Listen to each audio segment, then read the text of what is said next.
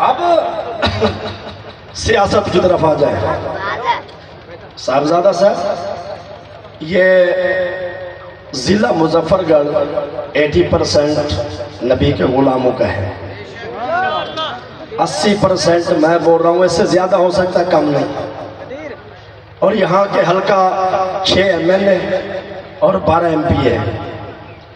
कोटद्दू से देहरादून पनाह से लेकर खैरपुर सादात सीतपुर तक हर जगह पे नबी के गुलाम मौजूद हैं और बड़े इखलास वाले हैं, मोहब्बत वाले हैं। और ये मोहब्बतें आपको नज़र आ रही हैं और इनमें मेजॉरिटी जो है वो हुफ़ाज़ कराम की है। इमाम मसाजिद है, खुतबा है, स्कॉलर है, PhD स्कॉलर बैठे हुए दरमियान में मुझे मिले हैं काफ़ी दोस्त, मोहब्बतों वाले हैं। लेकिन इनको थोड़ा सा इनको खुराक की ज़रूरत है। डोज अगर अच्छी मिल जाए तो ये आउटपुट भी अच्छा दे। अगर डोज इनको कमज़ोर जो हमने दी हुई है पहले, उसी कमज़ोर डोज की वजह से हम एक हल्का भी अहले सुन्नत के नाम पे नहीं जीत सकते। अहमद अपना अशा अहमद खान नूरानी साहब अलीपुर से यहाँ MLA का इलेक्शन लड़ के गए और वो हारे थे, और जिस बंदे को टिकट दिया था कयूम जतोई को, वो MLA जीता था। बाद में वही कयूम जतोई शाह अहमद नूरानी से जीत गया था। ये वो हल्का है। फिर हम आखिरी दर्जे के मुनाफिक भी है।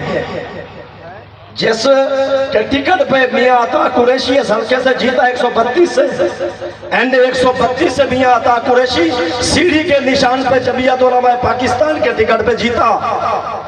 और अलीपुर में कयूम जतोई सीढ़ी के निशान पे जीता।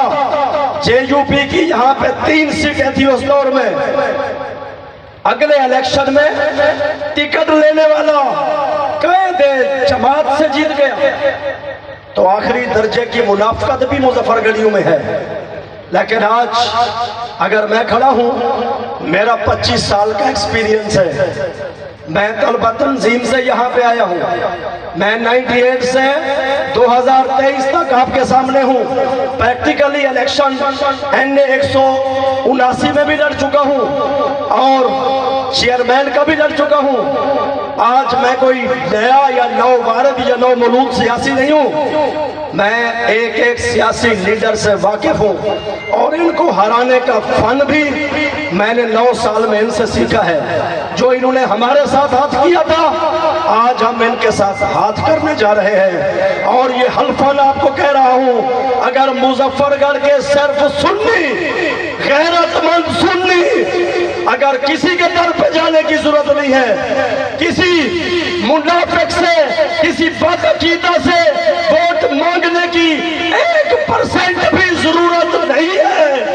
अगर मिंबर पे बैठने वाला, नबी के नारे लगाने वाला, नबी की खूबसूरत बातें सुनाने वाला, नबी के हुस्न और जमाल से हमें हमारे दिल को, कलूब को मुनव्वर करने वाला अगर आलिम अपना मनसब का अदा कर दे, तो मैं हल्फन अनस भाई आपसे कह रहा हूँ 6 MLA और 12 MP आपकी झोली में रखेंगे इंशाअल्लाह।